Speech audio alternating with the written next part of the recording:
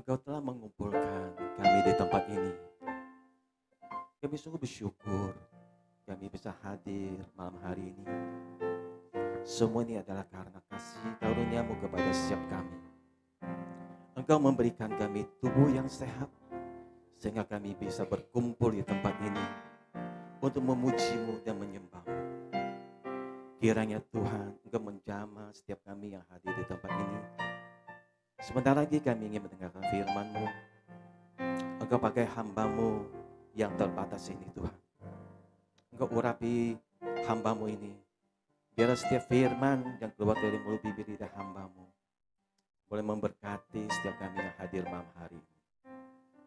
Di dalam nama Tuhan Yesus. Haleluya. Amin. Shalom.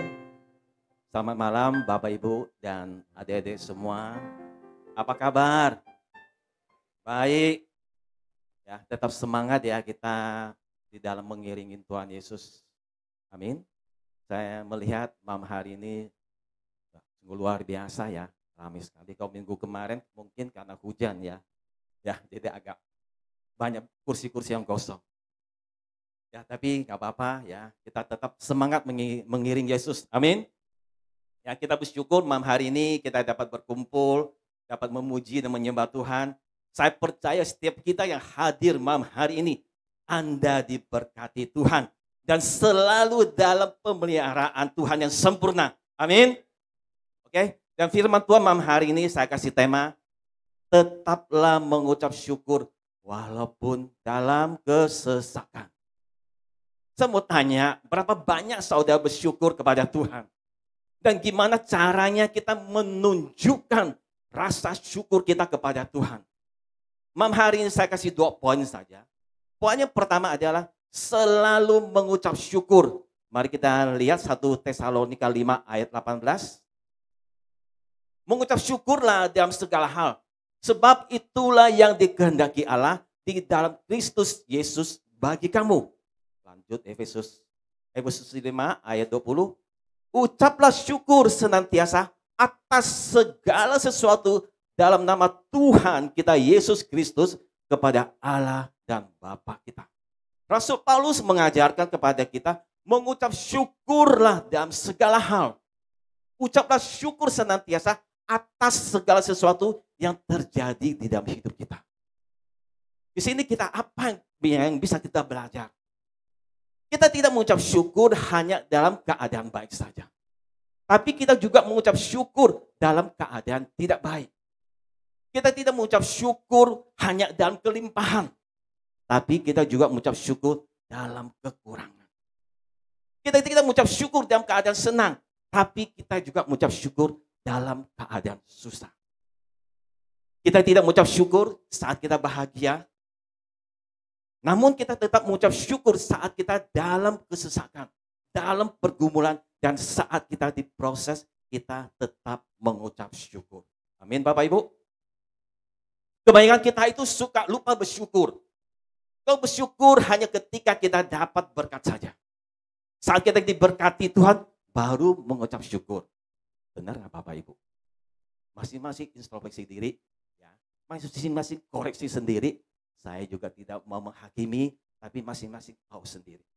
Mari malam hari ini saya mau ingatkan setiap kita akan hal-hal yang kita alami sehari-hari yang sangat sederhana, akan tetapi kita lupa mengucap syukur. Waktu bangun tidur, waktu Anda bisa bangun tidur, Anda harus bersyukur. Apakah Anda pernah bersyukur ketika Anda bangun pagi hari? Atau Anda lupa bersyukur? Waktu Anda bisa berdiri, pergi ke kamar mandi sendiri, Anda harus bersyukur. Karena banyak orang yang tidak bisa ke kamar mandi sendiri. Kenapa saya katakan demikian? Awal bulan ini, saya masuk rumah sakit. Saya dirawat di rumah sakit selama 2 hari. Karena saya mau MRI kepala saya.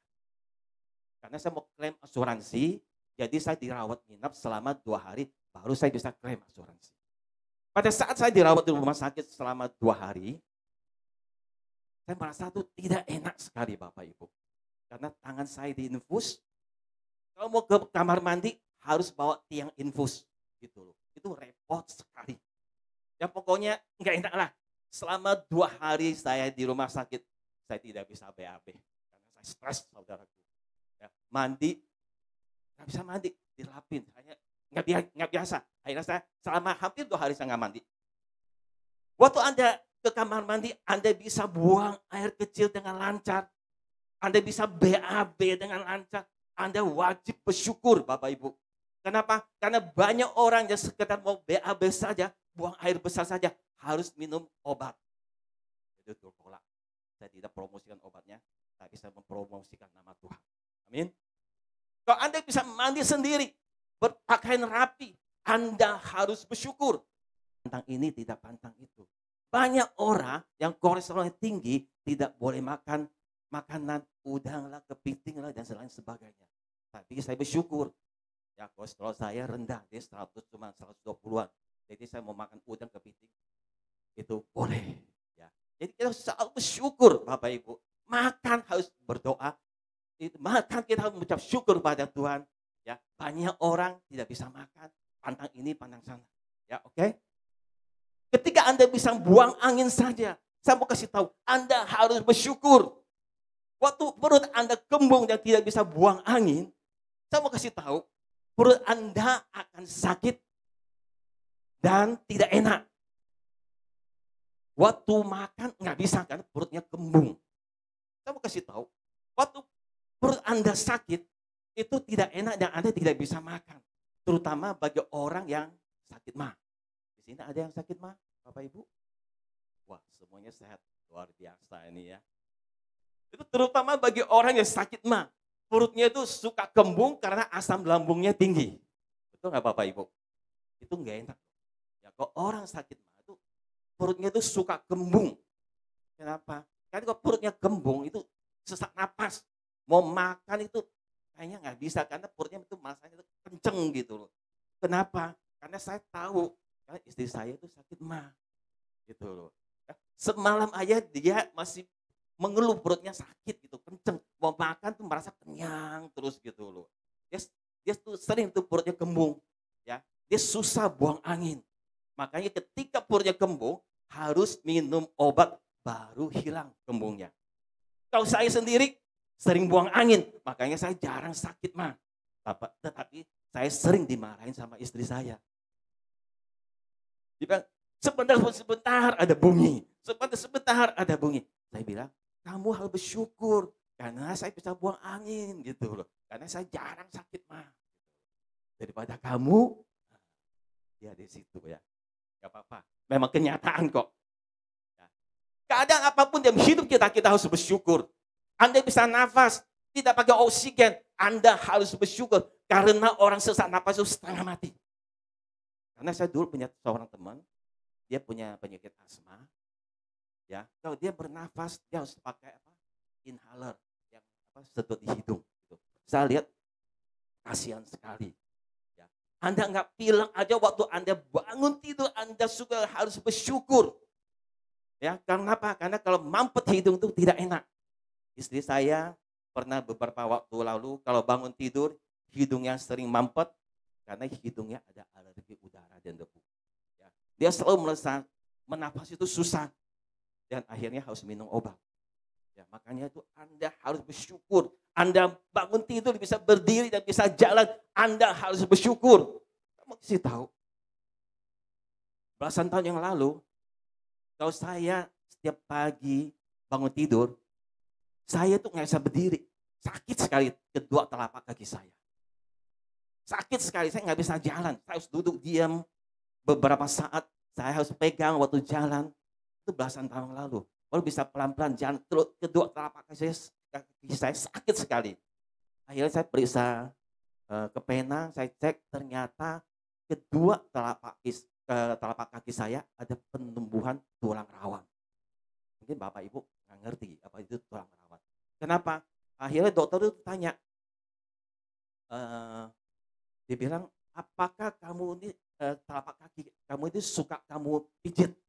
Saya bilang, iya betul dok. Karena saya dulu memang hobi refleksi kaki. Ya, karena saya kalau lagi ada waktu saya selalu ajak istri saya refleksi kaki gitu. Akhirnya dia bilang, "Kalau telapak kaki kamu sering dipijit, itu akan tumbuh tulang rawan. Tulang itu akan sakit ketika kamu injek." Saya bilang, "Dok, harus gimana sekarang nih, Dok?" Dok, dia bilang, "Itu tidak bisa minum obat. Jadi bagaimana cara untuk penyembuhannya? Itu kamu harus berhenti stop, nggak boleh refleksi kaki lagi. Dan kamu harus cari sepatu yang empuk, itu baru bisa sembuh." Akhirnya saya ikutin dan puji Tuhan lewat beberapa bulan akhirnya kaki saya sembuh. Makanya sekarang kalau saya kemana-mana selalu pakai sepatu sport yang alas kakinya itu yang empuk punya. Gitu. Banyak hal yang kita lupa mengucap syukur. Herannya itu kalau kita mengucap syukur hanya kalau kita mendapat berkat, dapat order banyak, dapat mobil baru, dapat kerjaan yang gajinya lebih tinggi, baru kita mengucap syukur. Atau bagi anak-anak muda ketika mendapat pacar yang cantik, pacar yang ganteng, baru mengucap syukur. Betul nggak adik-adik? Coba deh diam. Ya, apakah Anda pernah mengucap syukur ketika Anda putus dengan pacar Anda? Pernah? Karena pasti ada rencana Tuhan. Ya. Tuhan pasti ada gantikan ya pasangan yang lebih baik buat Anda. Amin. Waktu kita diproses, kita tidak pernah mengucap syukur, yang ada hanya saling menyalahkan. Mari, mulai malam hari ini kita mau belajar mengucap syukur dalam segala keadaan. Saya pribadi, terus terang saya juga belajar mengucap syukur. Bukan hanya ketika mendapat berkat saja, saya mengucap syukur, tetapi ketika saya mendapat masalah di dalam hidup saya mulai mengucap syukur. Dari setiap masalah atau sesuatu terjadi di dalam hidup kita, yang bukan kita inginkan, kadang membuat kita kecewa. Namun kita harus tetap mengucap syukur. Kami berdua suami istri saling mengingatkan untuk tetap mengucap syukur ketika terjadi sesuatu, baik itu keadaan baik maupun keadaan tidak baik. Kami saling belajar mengucap syukur, saling mengingatkan karena kami tahu di balik dari semua itu ada rencana Tuhan yang indah buat kita. Kita punya orang-orang di sekeliling kita wajib bersyukur buat mereka. Karena orang-orang di sekitar kita itu Tuhan kasih buat kita itu untuk menolong kita, untuk menajamkan kita, membuat kita bertumbuh, membuat kita mengerti arti mengasihi, membuat kita belajar melakukan firman Tuhan, arti mengampuni. Mari malam hari ini kita mau belajar mengucap syukur. Seringkali waktu orang menyakiti kita, kita kesal dan kita nggak bisa bersyukur buat mereka.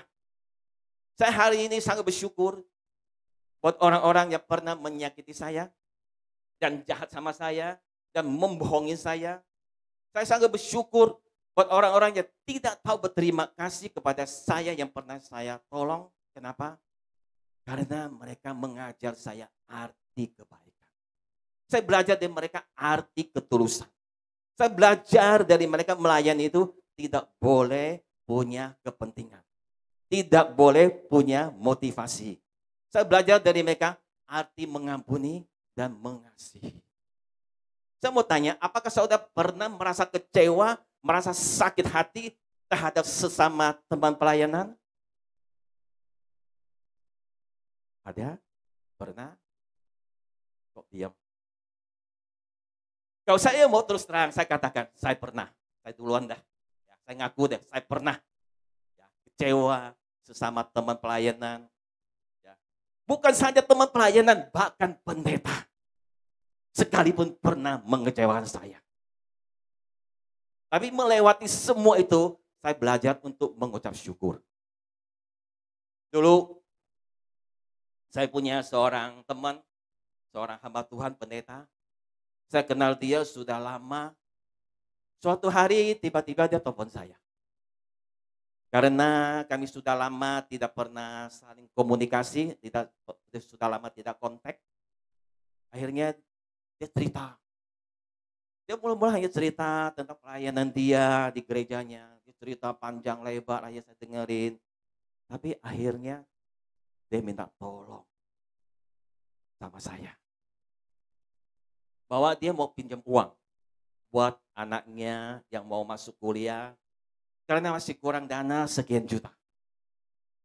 Karena teman lama, seorang hamba Tuhan, akhirnya saya kasih dia pinjam. Tapi tidak lama kemudian saya baru sampai rumah habis pulang dari ATM, transfer dia. Dia telepon lagi sama saya, bahwa tadi dia salah hitung, masih kurang sekian juta lagi. Waduh, dia mohon saya bantu dia. Dia katakan, besok pagi-pagi saya akan kembalikan, saya akan transfer balik uang saya katanya. Akhirnya saya merasa ini sudah tidak benar. Karena saya kan orang bisnismen, kan. Otak saya kan main gitu loh. Ya. Dan dia telepon saya berkali-kali. Nah, akhirnya saya diamin aja, saya nggak mau hilangkan. Sampai hari ini dia tidak pernah muncul lagi. Padahal katanya besok mau kembalikan uang pada saya. Dan kata terima kasih pun tidak ada sampai hari ini. Saya dan istri saya relakan semua itu. Kami tidak merasa marah, kami tidak merasa kecewa, dan kami ikhlaskan semua itu karena dia adalah teman lama saya dan dia adalah seorang pendeta.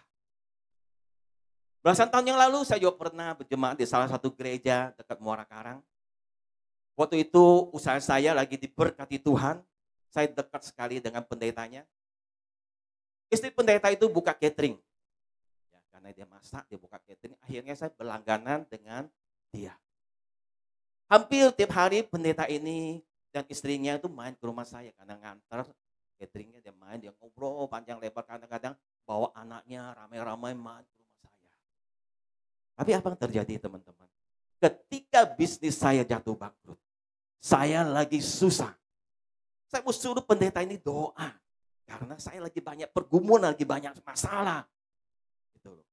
Saya coba telepon dia, saya coba hubungi pendeta ini, telepon saya tidak diangkat. Dan WA saya tidak pernah dibaca. Bagaimana keadaan saya saat itu? Apakah saya merasa kecewa? Pasti. Karena saya manusia. Saya bukan siapa-siapa. Saya merasa kecewa sekali. Padahal saya begitu baik terhadap dia sehari-hari. Saya berlangganan catering sama istrinya. Dan setiap hari kami saling kontak. Tapi pada saat saya lagi jatuh bangkrut, saya telepon dia, hubungin dia, WA dia, tidak pernah diangkat telepon saya. Dan WA saya tidak pernah dibaca. Dan beberapa waktu saya mendengar kabar bahwa pendeta ini dikeluarkan dari gereja. Itulah. Saya mengingatkan kepada Bapak Ibu dan adik-adik semua. Ketika kita sungguh-sungguh setia kepada Tuhan, baik kepada sesama. Dan kita tetap mengucap syukur ketika orang berbuat jahat kepada kita dan mengecewakan kita, kita mengucap syukur, maka Tuhan akan membela kita. Dan masih banyak lagi kalau saya mau ceritakan tentang sesama teman pelayanan. Ada yang malam-malam datang ke rumah saya, hanya mau pinjam uang, ketok-ketok pintu, jam 10 malam ketok-ketok, hanya bilang mau pinjam uang. Dan ada juga yang bawa elektronik, bawa ratip apa-apa saya lupa waktu itu. Bawa, dia bilang ini tempat sebagai jaminan saya mau pinjam uang. Itu sesama teman pelayanan saya. Dulu saya bilang nggak di sini semuanya diberkati Tuhan. Amin. Saudaraku terkasih dalam Tuhan, saya mau katakan, apabila kita ada gesekan dengan sesama teman pelayanan kita, itulah yang membuat kita belajar untuk tulus saling mengasihi. Waktu kita masih bisa kecewa dengan orang yang kita tolong, berarti kita belum tulus. Waktu kita mulai sakit hati dengan orang yang mungkin tidak menghargai kita, padahal kita sudah bekerja keras, berarti kita tidak tulus. Mungkin waktu kita pelayanan di dalam gereja, ada gesekan dengan sesama teman pelayanan, dan kita merasa sakit hati, berarti kita tidak tulus. Mari mulai hari ini, kita mau belajar mengucap syukur baik dalam keadaan baik, maupun tidak baik. Bagi istri-istri, jangan mengucap syukur kalau hanya suami kita lagi baik, lagi sayang, ajak shopping, ajak jalan-jalan.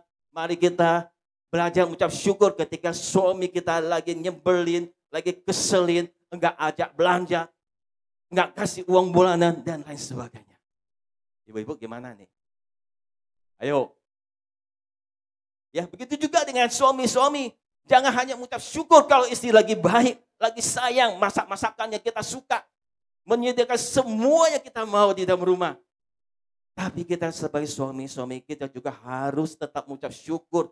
Kalau istri kita di rumah lagi ngoceh, lagi ngomel, lagi nyeselin, ngomongnya tidak henti-henti. Kita sebagai suami harus tetap mengucap syukur. Kalau istri kita ngoceh-ngoceh di rumah, kita tetap mengucap syukur. Kenapa? Karena istri-istri kalau belum menghabiskan 20.000 kata, dia tidak bisa diam. Saya akui loh. Saya akui istri saya itu kalau di rumah itu nggak berhenti-berhenti. Saya bisa mengucap syukur punya istri, ya. Kenapa? Kalau tidak ngoceh-ngoceh, tidak apa eh, ngomong gitu kan, rumah kita sepi, gitu loh. Sepi nggak enak gitu, seperti di hutan.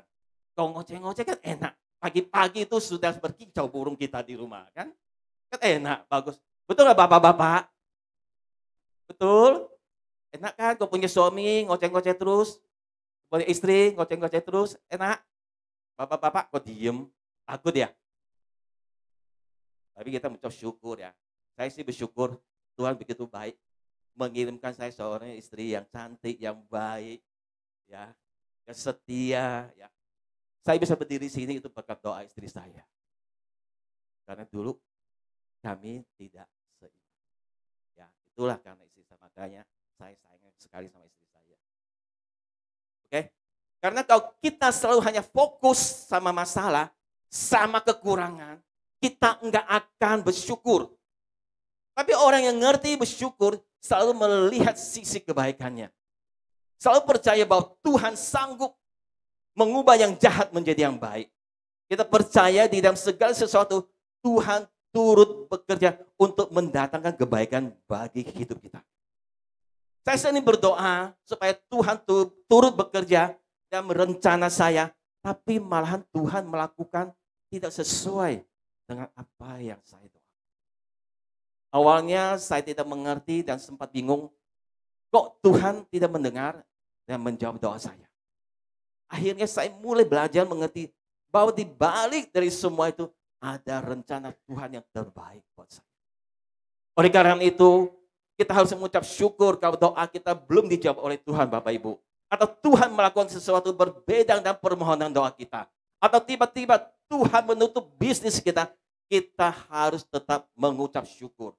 Pada tahun 2007 sampai tahun 2010, selama 3 tahun, saya masih ingat waktu itu saya lagi aktif sekali pelayanan di dalam gereja.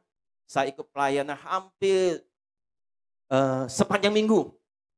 Ya, sampai anak-anak saya ada protes, kenapa sih papi jarang ada di rumah. Pada saat itu bisnis saya lagi diberkati Tuhan luar biasa. Tapi Tuhan tiba-tiba menutup pintu usaha saya selama 2 tahun. Dari tahun 2010 sampai tahun 2012. Bagaimana perasaan saudara kalau saudara mengalami seperti ini? Apakah saudara masih bisa mengucap syukur kepada Tuhan? Pasti saudara merasa kecewa dan komplain sama Tuhan. Kita sudah rajin pelayanan. Kenapa Tuhan menutup pintu usaha kita? Di sini kita mau belajar. Saudara boleh hidup benar, saudara boleh rajin ke gereja, saudara boleh rajin pelayanan, itu tidak menjamin hidup saudara tanpa masalah. Karena itu, saudara, hidup benar supaya kita tidak ada masalah. Kalau kita ingin hidup kita benar supaya kita tidak ada masalah, saya mau katakan, saudara pasti kecewa. Tapi pada saat itu saya dan istri saya tidak merasa kecewa atau komplain sama Tuhan. Dan saya tetap setia melayani Tuhan. Meskipun Tuhan sudah menutup pintu usaha saya. Dan apa yang terjadi Bapak Ibu? Setelah 2 tahun, tiba-tiba Tuhan membuka pintu usaha saya yang baru. Dan dari situlah saya diberkati Tuhan berkali-kali lipat. Oleh karena itu ketika saudara mendapatkan masalah persoalan di dalam hidup saudara, saudara harus tetap mengucap syukur kepada Tuhan. Dan saya percaya ketika saudara mengucap syukur kepada Tuhan, Tuhan akan membukakan pintu. Tuhan akan membukakan jalan bagi saudara. Saudaraku yang terkasih dalam Tuhan, ketika kita diproses, mungkin masalah keuangan, masalah keluarga, masalah dengan pasangan hidup kita. Dari situ kita bisa belajar mengucap syukur. Kalau di situ kita masih bisa sakit hati, masih bisa kecewa, dan tidak bisa mengampuni, berarti kita masih belum bisa mengasihi, dan masih belum bisa mengucap syukur. Bagaimana kita bisa membuktikan bahwa kita bisa mengucap syukur dan sungguh-sungguh mengasihi orang. Kalau kita nggak pernah disakiti, kalau kita nggak pernah dirugikan, kalau kita nggak pernah dihargai, kalau kita tidak pernah mengalami masalah. Bagaimana saudara bisa mengucap syukur kalau saudara sendiri belum pernah mengalami hal seperti itu? Saya mau tanya, apakah Bapak Ibu pernah disakiti orang? Pernah dikecewakan orang? Pernah Bapak Ibu? Pernah? Apakah Bapak Ibu pernah mengucap syukur pada saat Bapak Ibu disakiti orang, dikecewakan orang, dan dibohongin orang? Walaupun pernah, mari malam hari kita mau belajar.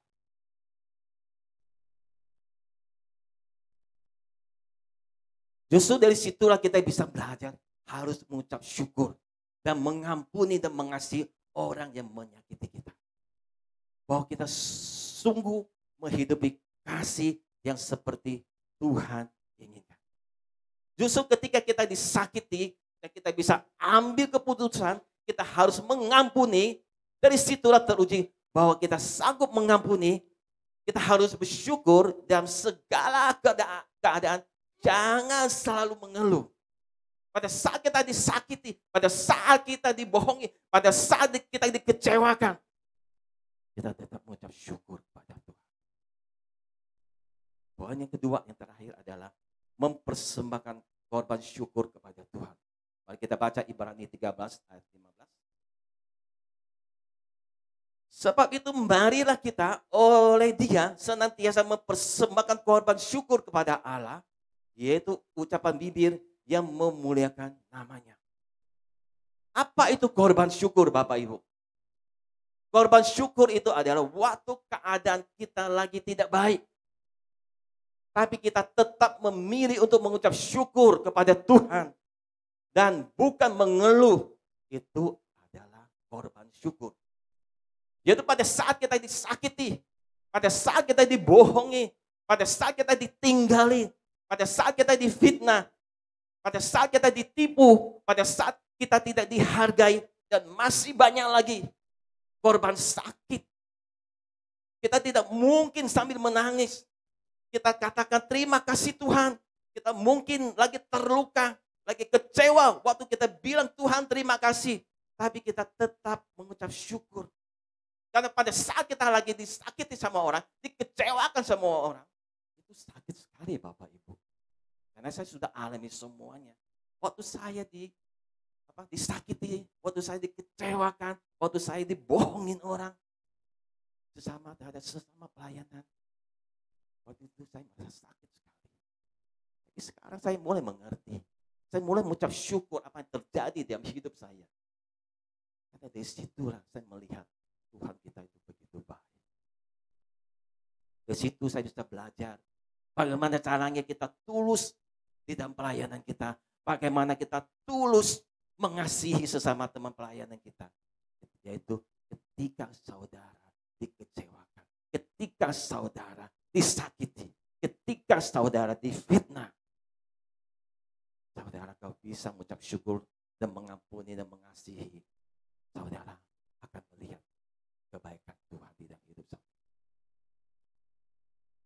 Apakah saudara pernah mengucap syukur dalam keadaan menangis pada saat saudara tidak ada jalan keluar? Tidak tahu harus kemana melangkah dan tidak tahu harus berbuat apa. Dan saya pernah mengalaminya beberapa waktu yang lalu. Waktu itu saya sudah hampir menyerah, sudah mau give up. Saya sudah tidak tahu harus kemana lagi. Saya berteriak sama Tuhan. Saya mengucap syukur sama Tuhan sambil menangis.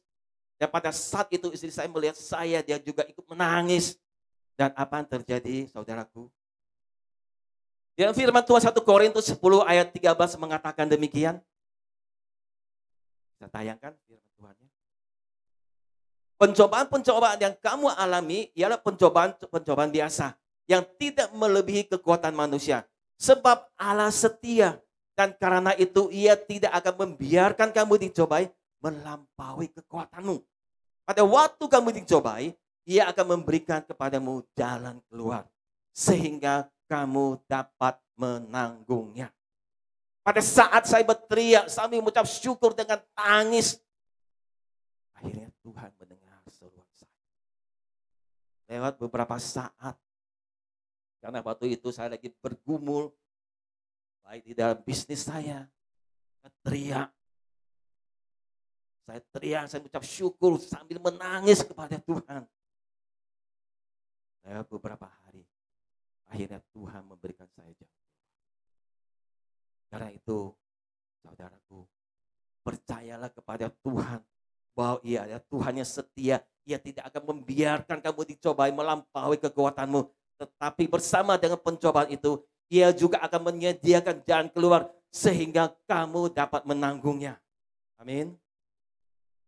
Ayat ini mengingatkan kita bahwa Tuhan tidak akan membiarkan kita menghadapi cobaan yang melebihi kemampuan kita. Dan Ia akan menyediakan jalan keluar untuk kita. Terakhir kita baca Mazmur 147 ayat 7.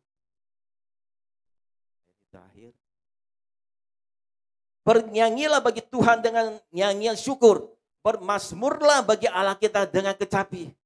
Ayo, mari malam hari ini kita mau belajar mengucap syukur kepada Tuhan. Bagaimanapun keadaan kita setiap waktu. Mungkin saat ini ada di antara kita yang lagi ada masalah pergumulan. Mungkin itu keuangan, usaha, atau masalah dengan pasangan hidup. Atau ada yang sakit sampai hari ini yang masih belum sembuh. Malam hari ini Tuhan mengingatkan kita untuk mengucap syukur kepada Dia.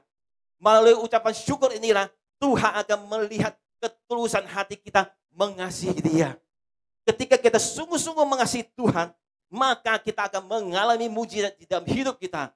Dan semua masalah yang kita hadapi saat ini, Tuhan pasti bukakan jalan keluar bagi kita. Yang sakit Tuhan pasti sembuhkan. Yang punya masalah di dalam usaha keuangan, Tuhan bukakan pintu berkatnya buat kita semua. Amin. Beri kemuliaan untuk Tuhan kita. Mari saya undang. Singer, mari kita nyanyikan satu pujian. Mari ya, saya mau